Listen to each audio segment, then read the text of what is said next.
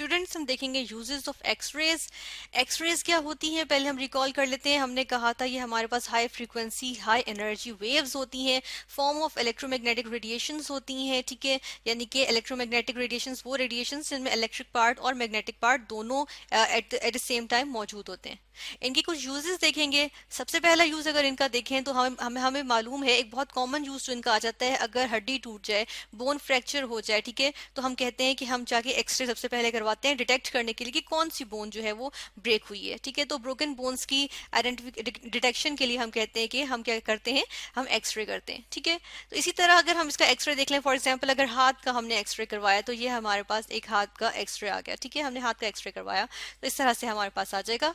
अब देखिए क्या होता है कि जो इल्यूमिनेटेड एरिया कौन सा है, ये बोन्स है। अगर यहाँ पे कहीं पे फ्रैक्चर होगा, ठीक है, यहाँ से कहीं से ब्रेक होगी तो हमें जो है वो क्रैक जो है वो या स्पेसिंग जो आ जाएगी वो हमें प्रॉपर नजर आएगी, ठीक है। वो किस तरह से नजर आएगी, इसमें अवेलेबल हो जाएगी एक्सरे की जो हमारे पास एनालिसिस के लिए आएगा, ठीक है, उसमें। और किस तरह से, क्योंकि देखिए हमने कहा था कि बोन्स में से जो है वो हम क्या कहते हैं कि हमारे पास जो है वो एक्सरे पास नहीं कर सकती, जबकि फ्लैश में से पास कर सकती है। तो इसलिए बोन्स इसमें देखिए प्रॉपर विजिबल हो गई, ठीक है। इसी तरह हम एक्सरे जो है वो चेस्ट का भी करवाते हैं, चेस्ट एक्सरे भी करवाते हैं।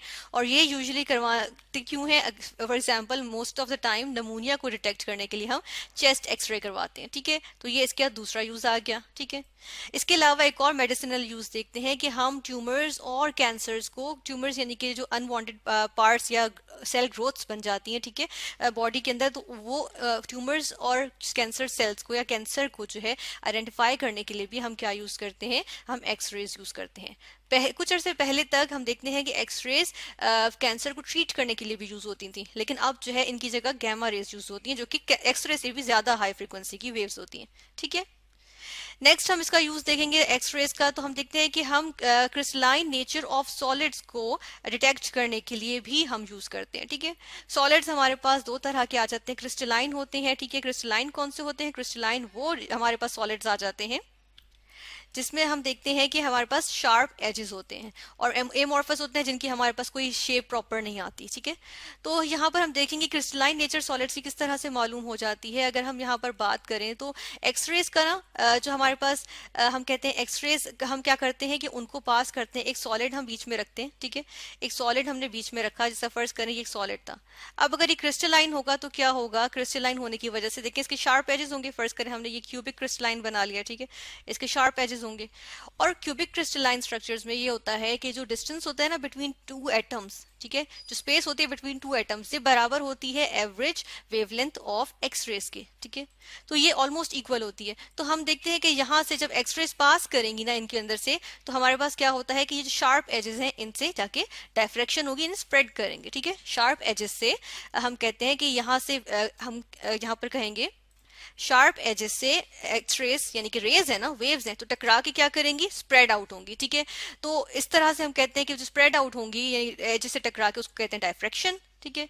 और जो हमने ये स्पेसिंग वाली बात की, इससे भी डायफ्रेक्शन होती है कि फर्ज करें ये दो एटम्स हैं इस क्यूब के, ठीक है, और वेवलेंथ जो है वो भी इसके हम कहते हैं कंपेरेबल है। तो यहाँ से जब वेवलेंथ जो एक्सरेज की है वो भी कंपेरेबल है। तो जब एक्सरेज यहाँ से पास करेंगी तो देखें ये एक छोटा सा स्लिट बन गया, ठीक है। इस तरह से डायफ्रेक्शन ग्रेटिंग बन गई, ठीक है, एक स्लिट बन गया।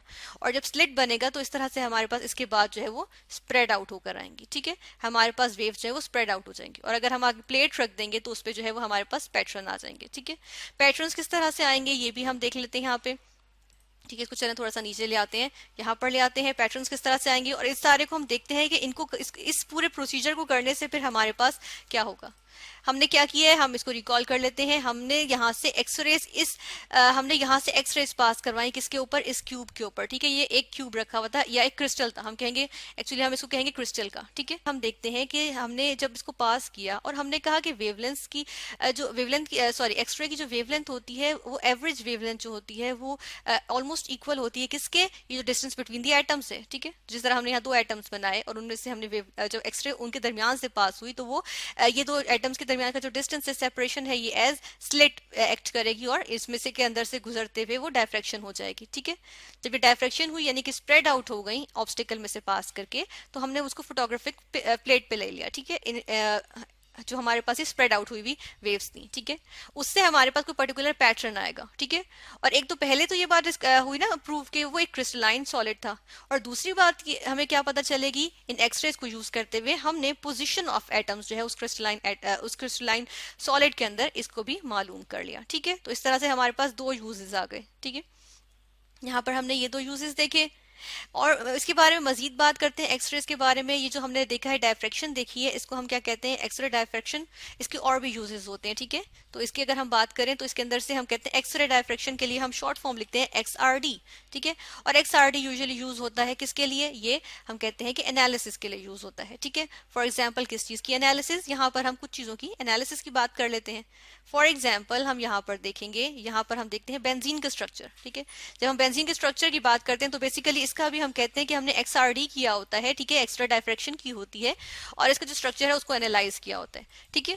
इसके अंदर जो हमारे पास बॉन्ड लेंथ्स होती हैं, यानी एक एटम से दूसरे एटम तक का जो बॉन्ड का डिस्टेंस होता है, ठीक है, उस हमने उनको भी इसी से डिटरमिन किया एक्स्ट्रा डायफ्रैक्शन से। देन हमने जो एंगल्स होते हैं, बॉन्ड एंगल्स जिनको कहते हैं, उनको भी हमने इसी से डिटेक्ट किया, ठीक है, डबल बॉन्ड्स का। और इसका पूरा जो स्ट्रक्चर है ना, ये जो हमारे पास स्ट्रक्चर आ जाता है इस तरह का हेक्सागोनल, इसको हम कहते हैं कि ये भी हमने क्या किया है, ये भी हमने जो है वो डिटरमिन किया किससे, इसके स्ट्रक्चर को डिटरमिन किया हमने XRD यानी एक्स्ट्रा डायफ्रैक्शन से, ठीक है।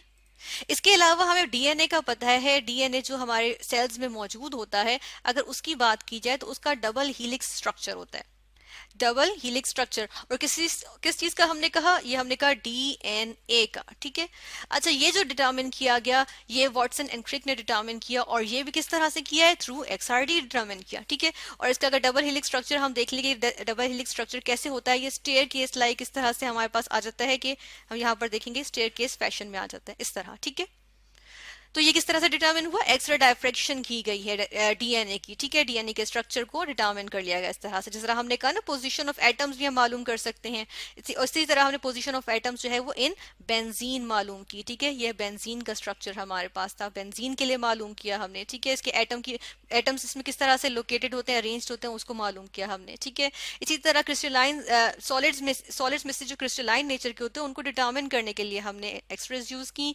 ट्यूमर्स या कैंसर को आइडेंटिफाई करने के लिए चेस्ट एक्सरे और फ्रैक्चर्स को भी आइडेंटिफाई करने के लिए हमने एक्सरेज को यूज करते हैं।